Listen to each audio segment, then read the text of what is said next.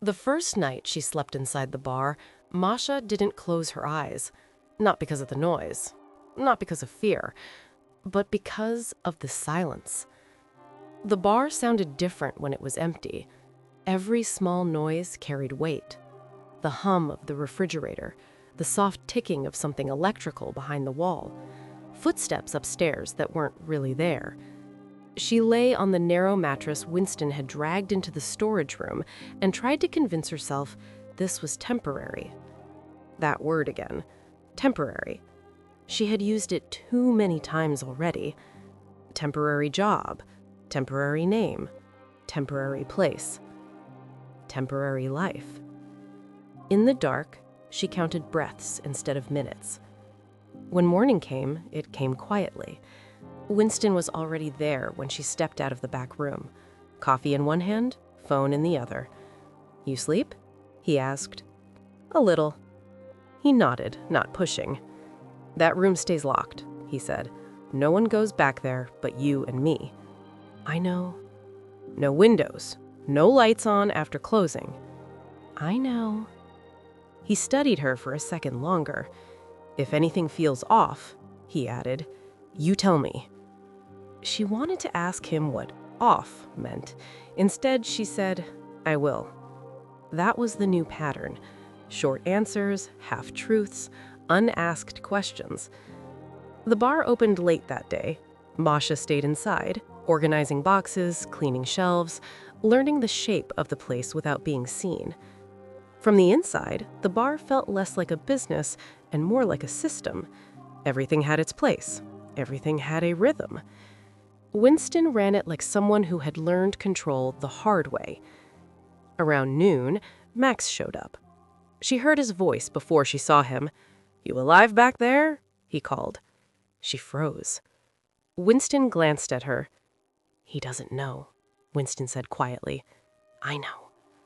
"Want me to send him away?" She shook her head.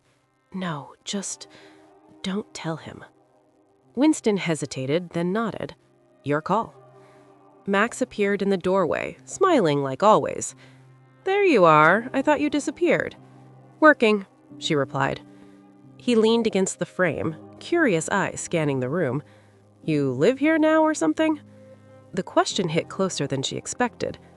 "No," she said too fast. "Just helping out." He raised an eyebrow but didn't push. "Winston putting you to work?" he joked.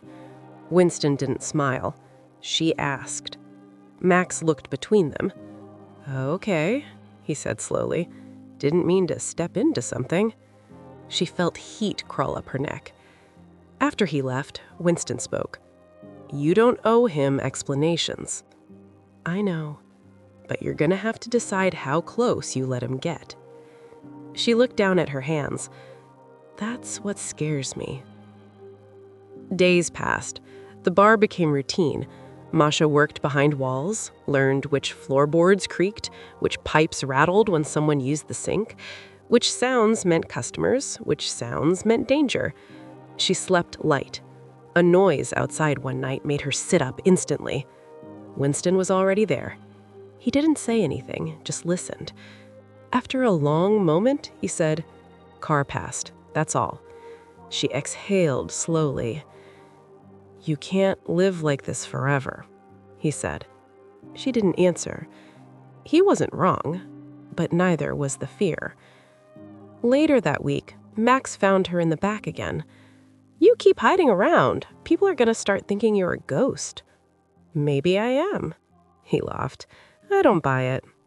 He paused, then added, "You okay?" She hesitated. Yes. It was a lie, but it was the safest one she had. He nodded, unconvinced. "You ever think about leaving this place?" "All the time." "Then why don't you?" She met his eyes. "Because leaving means being seen." He absorbed that. "That sounds exhausting." "It is." For a moment, neither of them spoke. Then he smiled, softer this time. "You know," he said, "you don't always have to disappear to be safe." She looked away. He didn't understand. Not yet. That night, lying awake again, Masha realized something uncomfortable.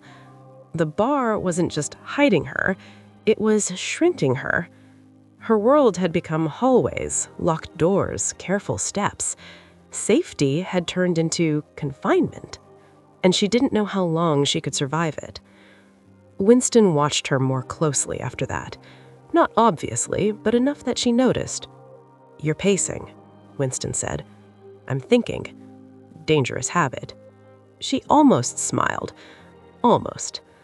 "You trust me?" she asked suddenly. He didn't answer right away. "Enough," he said. "That's not the same." "No," he agreed. "But it's honest." She nodded. Honesty had limits now. Later, when the bar closed, Winston locked the front door and turned off the lights. "Someone asked about you today." Her stomach dropped. "Who?" "Doesn't matter. What matters is that they were asking the wrong questions." She felt cold. "Did you answer?" "No." Silence filled the room.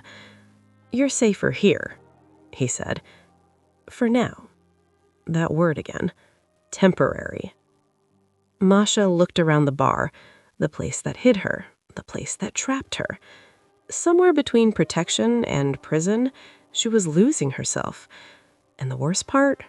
She was starting to understand why.